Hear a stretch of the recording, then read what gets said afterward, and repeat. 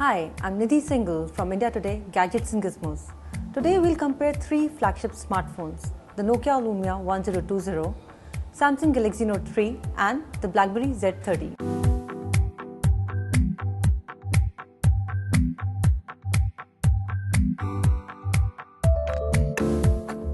The BlackBerry Z30 has got a 5-inch Super AMOLED responsive glass display, but it struggles to have an identity of its own. The removable back panel is made of woven carbon fiber. The device has been packed in a 9.4 mm thick frame that feels sturdy. The Lumia series stands out from any other handset currently available in the market. The phone is encased in the same scratch-resistant polycarbonate body.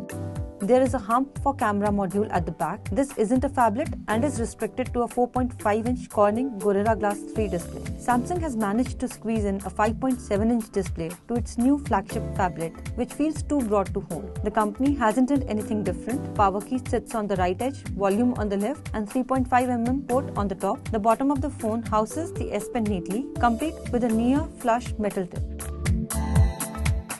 The all-new BlackBerry 10 interface has been tweaked further. With the BBOS 10.2, a priority hub has been introduced that keeps a track of the usage pattern and stocks only relevant notifications. This includes email, messages, Twitter, BBM, etc. The best feature on the Z30 is the notification that appears on the top when in an app. The phone is powered by a dual-core 1.7 GHz processor, and BlackBerry has also upgraded the RAM to 2 GB. Reviewing the Nokia Lumia 1020 was a refreshing break from the world of Android-dominated smartphones. The new Ember update pre-installed on this smartphone doesn't change much in terms of user experience, but it does add a few new features. The customizable bright colored tiles refresh in real time. Just like BlackBerry, Windows Phone isn't a power-hungry platform. The 1.5 GHz dual-core processor paired with 2 GB RAM is just good enough for all the operations. The UI on the Samsung Galaxy Note 3 is no different from any other Android smartphone loaded with the customized Samsung UI. What makes it different is the S Pen and its special app.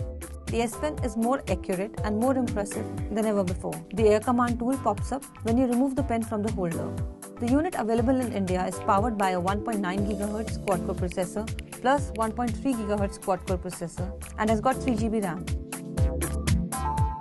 Everyone is betting big time on the camera optics in smartphones.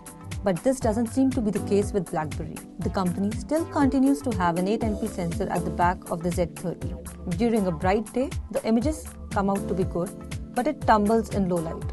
The Lumia 1020 has got a 41 megapixel sensor, but it doesn't capture images at this resolution. It can either capture an image at 34 megapixel in 16:9 mode or 38 megapixel in 4:3 mode. But there's more to the camera than the default camera app. Nokia has added a Nokia Pro Cam app, which is simple to use and allows customization to a great extent. This application has a transparent box at the top center comprising 6 camera adjustments. These include flash, white balance, focus, ISO, shutter speed, and exposure compensation. Selecting any of these launches a semicircle based interface that can be adjusted manually.